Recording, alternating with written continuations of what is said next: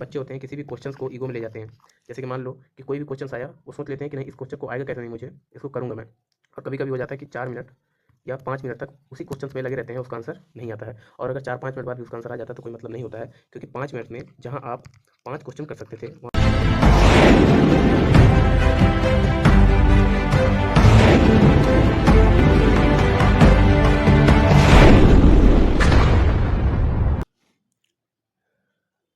Hello friend, कैसे हो आप लोग।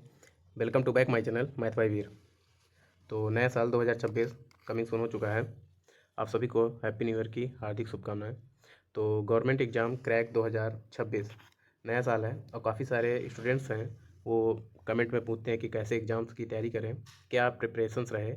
और जो न्यू बिगिनर्स हैं उनके लिए भी बहुत ज़्यादा इंपॉर्टेंट हो जाता है कि आखिर किस स्ट्रैटेजी से हम कंप्लीट करें कि एक ही ईयर में हमें जॉब मिल जाए। तो उन्हीं के लिए ये वीडियो है, और उन्हीं के पर्पज़ पर रखकर भी ये वीडियो बनाया जा रहा है कि कुछ टिप्स क्या हैं जिनको फॉलो कर कर आप एग्ज़ाम क्रैक कर सकते हैं।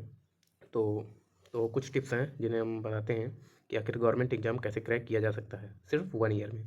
उनको आप पहला टिप तो यही है कि सबसे पहले आपको जिस एग्ज़ाम की तैयारी करनी है उसका सारा सिलेबस तैयार करना चाहिए, और उतना ही एग्ज़ाम का सिलेबस तैयार करना चाहिए जितना महत्वपूर्ण हो।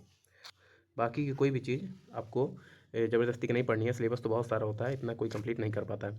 तो सिर्फ जितना एग्ज़ाम में आपको सिलेबस में दिया हो, जैसे कि आप आरआरबी रेलवे के एग्ज़ाम देख लें, उसमें से मैथ, रीजनिंग और आपकी साइंस, सिर्फ यही इंपॉर्टेंस होते हैं, यही 3 सब्जेक्ट। इनमें अगर आपकी अच्छी कमांड है तो आप रेलवे के कोई भी एग्ज़ाम्स हो उसको आप क्वालिफाई कर जाएंगे। एसएससी के एग्ज़ाम आप देख लें, मैथ कंपलसरी है, रीजनिंग भी है, लेकिन वहाँ आपको इंग्लिश का काफ़ी वेटेज मिलेगा। तो आपको इंग्लिश वहाँ पे तैयार करना है, और सिर्फ उतना ही कंपलसरी सिलेबस तैयार करना है जितना कि महत्वपूर्ण है। जैसे आपको प्रीवियस ईयर पैटर्न को बहुत ही ज़्यादा फॉलो करना है। दूसरा टिप्स ये है कि उस सिलेबस का रिवीजन बहुत ही ज़्यादा महत्वपूर्ण है। जो भी सिलेबस आप कर रहे हो उस सिलेबस का रिवीजन बहुत ही ज़्यादा महत्वपूर्ण है। जिस भी एग्ज़ाम की तैयारी कर रहे हो उसका मॉक 2 महीने पहले से देना स्टार्ट कर दें। जैसे मान लीजिए आपका एग्ज़ाम मई में है, तो अप्रैल तक आप पूरा अपना सिलेबस कंप्लीट करें, उसको रिवीजन मोड पे रखें। उसके 2 मंथ सिर्फ आपको मॉक देना है, और प्रीवियस ईयर पैटर्न से जितने क्वेश्चन रिलेटेड होते हैं उन सभी को आपको लगाना है। तीसरा टिप ये है कि सबसे ज़रूरी बात ये है कि मॉक देने के बाद उसका पूर्ण एनालिसिस करना है। बहुत सारे बच्चे होते हैं, 50% बच्चे तो यही होते हैं कि आपका मॉक तो दे लेते हैं, लेकिन मॉक देने के बाद वो देख लेते हैं कि मेरे 60 मार्क्स हैं आए हैं और मुझे और पढ़ना है। उसके बाद वो मॉक का एनालिसिस नहीं करते हैं जिसमें उसके 60 मार्क्स आए हैं। किसी किसी के 50 मार्क्स आते हैं, किसी के 45 मार्क्स आते हैं, कभी कभी तो किसी किसी के 20 मार्क्स ही रह जाते हैं, पर वो मॉक्स का एनालिसिस नहीं करते हैं ताकि उस मॉक्स में दिया क्या है, ऐसे कौन से क्वेश्चन है जिनमें हम रुक रहे हैं, किस सब्जेक्ट से हैं, किस टॉपिक से हैं जो हमें बाधा डाल सकते हैं। वो क्वेश्चंस को आपको देखना है, उन क्वेश्चनों का रेटिंग भी देखना है। जैसे कि आप टेक्स्ट बुक में जब जाएंगे तो वहाँ पे टेक्स्ट बुक में जब आप पेपर देते हैं तो वहाँ पे जो भी क्वेश्चन को आप टिक करेंगे उसके ऊपर लिखा होता है 26% करेक्ट, या 18% बच्चे करेक्ट, या फिर कभी कभी लिखा होता है 2% बच्चे करेक्ट। इसका मतलब है कि पूरे जितने भी लड़के पेपर दे रहे हो उसमें से टेक्स्ट बुक में सिर्फ 2% लड़के हैं जिन्होंने उन क्वेश्चन को अटैम्प्ट किया है, वो भी तुक्के हो सकते हैं। इसलिए कभी कभी मॉक में कम नंबर आना ये नहीं होता कि आपके जो तैयारी की है उसमें आपका ज़्यादा बड़ी या लॉन्ग टाइप के क्वेश्चंस बजाय छोटी नोट्स या फिर ट्रिक्स का इस्तेमाल करें। देखो, आपको कॉम्पिटिटिव एग्जाम की तैयारी करनी है, आपको कोई मास्टर्स या हेड मास्टर्स या पीएचडी नहीं करनी है, तो आपको कोशिश यही करनी है कि सबसे छोटी नोट्स हो और बहुत ही शॉर्ट ट्रिक्स हो, जिसके क्वेश्चंस आपको लॉन्ग लेंदी लग रहे हो क्वेश्चन, तो उनकी आप खुद से ट्रिक बनाएं, या फिर आप यूट्यूब में सर्च करें, उनको देखें, उनकी शॉर्ट ट्रिक्स का यूज करें ताकि वो क्वेश्चन विद इन 1 मिनट के अंदर ही कंप्लीट हो जाए। नेक्स्ट है,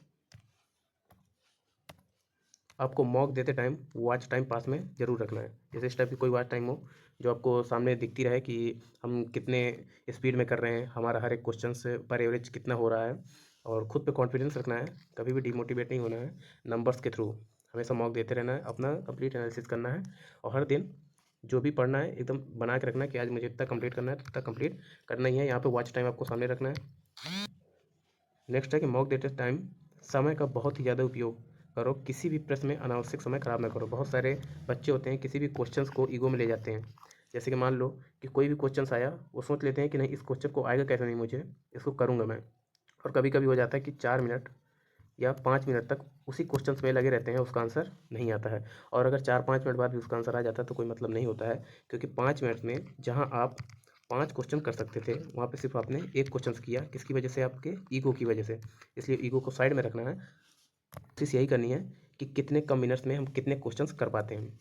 कोई भी क्वेश्चंस पे आपको ईगो नहीं लाना है। सिर्फ इतनी ही ट्रिक्स हैं और इतने ही टिप्स हैं, इनको आप फॉलो कर लें तो 2026 में ही आपका सिलेक्शन कंप्लीट हो जाएगा।